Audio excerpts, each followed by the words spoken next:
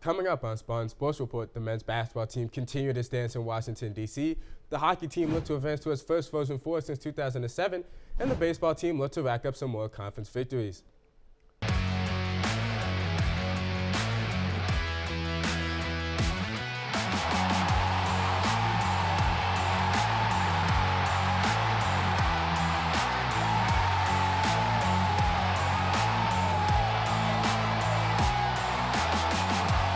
Welcome into the newsroom for this all-new episode of Spartan Sports Report. I'm William English.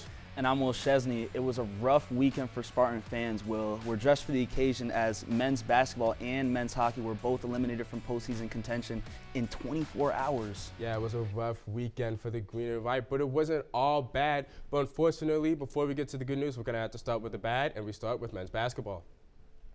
The number 3 seeded MSU men's basketball team played against the number 2 seeded UConn Huskies in the Sweet 16 this past Friday. The Spartans got out to a slow start, going down 19 in the first half, only scoring 6 points in the first 10 minutes of the game. A 19-11 run by the green and white cut the lead down to 8 by the end of the half, and MSU eventually surpassed the Huskies with a 45-44 lead with 10 minutes to go. However, the Huskies would claw back with huge performances from Terrence Reed Jr. and Alex Caravan. They both combined for 37 points on the night. Despite valiant efforts from senior center Carson Cooper, who finished with 14 points and 7 rebounds, and redshirt sophomore guard Jeremy Fields, who finished with 13 points, 7 assists, and 3 steals, the comeback would be too late as MSU fell 67-63 to UConn. Head coach Tom Izzo and senior forward Jackson Kohler shared their thoughts on the contest and the season following the game. I'm grateful for what we've done as a team and, the little things, the practices, the locker room talk, and, just the, going out to eat, going out to hang out with one another. Those are things I'm just grateful for right now. Everything except stop their threes. Yeah, they had 6 out of 7 early. Make some layups that we missed. And uncharacteristic, we missed some free throws that most of our guys make. So those things, you're not going to beat a really good team, and I think they're a really good team. MSU men's basketball capped off the year with a 25-7 regular season record. The Spartans will be back in action next season. This past Thursday, the Michigan State men's hockey team traveled to Worcester, Massachusetts for its regional semifinals matchup against UConn.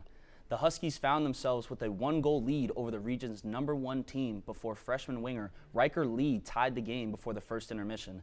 The Spartans tallied their first lead halfway through the second with a goal from freshman forward Porter Martone and rode a 40-save performance from junior goaltender Trey Augustine all the way to the final buzzer. After the close victory over the Huskies, a familiar foe was up next in MSU's path to the Frozen Four. The 3-seeded Wisconsin Badgers defeated Dartmouth in the first round, setting up a Big Ten clash in the regional final. After a goalless first period, both offenses caught fire in the second, and MSU entered the final period with a 2-1 lead.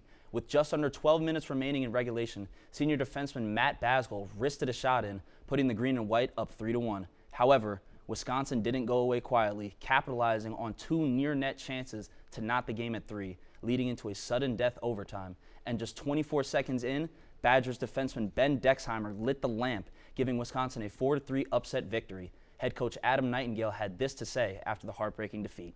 I felt like Bazzi was dead on there. I thought we did chuck it around a little bit, and I think, unfortunately, some of our youth came out of playing with boys, right? And we tried to pride ourselves in that. I thought we could have done a better job, but I thought we got it back on the rails. And MSU finished the season 26-9-2. Its 6 seniors, Basgall, Tiernan and Travis Shouty, Daniel Russell, Charlie Stramel, and Dolan Gilbert will say goodbye to their college hockey careers. And Martone will head to the NHL after signing his entry-level contract with the Philadelphia Flyers. The Spartan baseball team kicked off its week on the road facing the Central Michigan Chippewas last Tuesday. With help from senior infielder Randy Seymour's 3-home-run game, the Green and White routed CMU 19-8. MSU returned home for Big Ten play Friday against Purdue. The Spartans and Boilermakers went back and forth, leading to a tie in the 6th inning. However, junior infielder Ryan McKay has something to say about that, launching a solo shot into the receiver, his first of the season. This gave MSU the eventual 3-4 victory in the weekend's opener. In Game 2 of the series, freshman infielder C.J. Deckinger hit his first collegiate grand slam, taking an early 8-1 lead. Purdue shot back with 2 grand slams of its own, completing this comeback victory 16-13. Following Saturday's high-scoring battle, the Spartans and Boilermakers met in the series rubber match Sunday afternoon. Michigan State took a first-inning lead with this double off the bat of Dayton Murphy to left field, followed by a Seymour double down the line to put the Spartans up 1. Purdue answered quickly in the second inning as this ball was launched over the right field fence by C.J. Richmond. The Boilermakers offense continued to roll as they tallied six runs in the third inning, highlighted by this grand slam off the bat of Brandon Rogers to make it 7-1. Purdue kept the pressure on in the fourth inning with 2 more runs. This double for Dylan Drake played a 1 Boilermaker, and a bloop single for Rogers added a 5th RBI for the Purdue center fielder.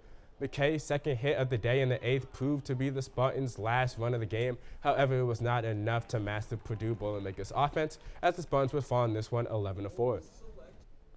MSU will host Central Michigan on Tuesday before they take on the Lansing Lugnuts on Wednesday for the Crosstown Showdown.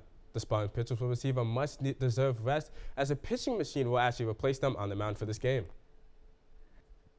The Michigan State softball team welcomed in the University of Toledo for a midweek bout on Tuesday in East Lansing. J.C. Schuler shined bright with 5 innings pitched, allowing just 2 runs, both being unearned. The Michigan State defense struggled, committing 6 errors in the game.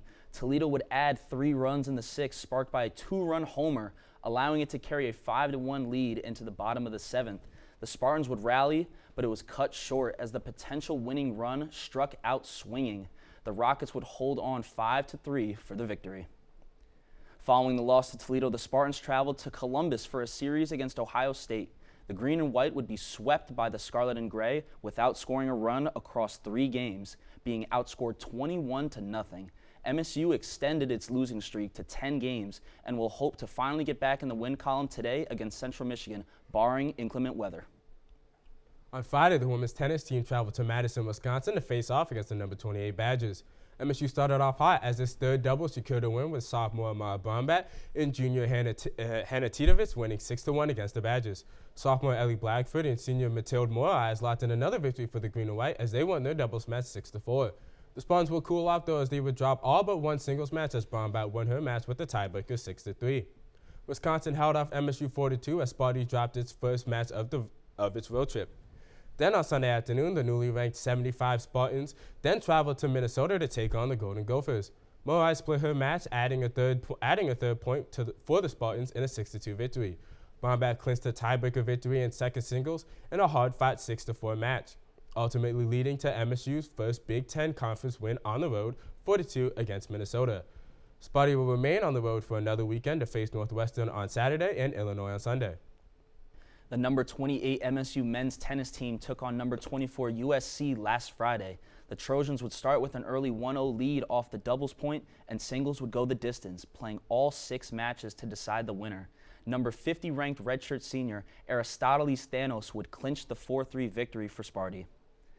After a victory against a Southern California team earlier in the week, the Spartans decided to go for the sweep, facing the number 20 UCLA Bruins to finish off the weekend. This matchup would be the debut for MSU's new outdoor tennis courts, and the day started with an entertaining back-and-forth doubles that would see MSU claiming the 1-0 lead. Swinging it into singles, the green and white would clinch their 4-2 victory off the racket of none other than the Greek native Thanos again. This marks MSU's 5th ranked win in the month of March. The Spartans will now head out west to take on the Washington Huskies this Friday. The Michigan State women's golf team traveled to Sunset, South Carolina to compete in the Clemson Invitational last weekend. Senior Taylor Keyhole led the team, tying for 7th place at 3 under par 213. MSU ended the Invitational in 6th place, shooting 10 over par 874. The Green and White will play next Saturday, April 4th, in the Carolina Challenge Cup in Raleigh, North Carolina. The men's golf team journeyed out west to Eugene, Oregon to compete in the Duck Invitational last Monday and Tuesday. The Spartans were led by senior Ashton McCullough, who shot 2 under par to finish 3rd, and senior Caleb Bond finished 12th, shooting 8 over par. Michigan State placed 3rd with a team score of 16 over par. The Spartans now turn their attention to the Robert Kepler Collegiate in Columbus, Ohio on April 11th and 12th. Spartan Track and Field headed to Raleigh, North Carolina to compete in the Raleigh Relays. The 3-day meet was highlighted with 8 top 10 finishes. Tim Cherry finished 7th in the men's 1500 and captured the 3rd fastest time in program history with the 3:40 to open on Thursday. Pole vault would dominate on Friday. Adam Blue and Landon Crosby finished top 5 within the men's category, and Sophia Metz tied for 4th in the women's category. The Spartans closed out Saturday with Kate Stewart Barnett's 2:07 in the women's 800 meter, finishing 10th overall. The Green and White will host their only home meet, the Spartan Invitational, this Friday. The Michigan State women's rowing team paddled down to the Sunshine State to open its season at the Sarasota 2K. 4 of the 5 boats the Spartans sent advanced to the petite finals, highlighted by the varsity 8 finishing 5th with a time of 7 minutes and 7.56 seconds, and the novice 8 finishing 3rd with a 7 minute and 33.15 second record. MSU will return to the Mitten, competing this Saturday at Eastern Michigan on Ford Lake. Thank you for tuning in to this week's episode of Spartan Sports Report. For more content, please make sure to follow all of our social media accounts below, as well as the Spartan Newsroom website. I'm William English. And I'm Will Chesney. We'll see you next week.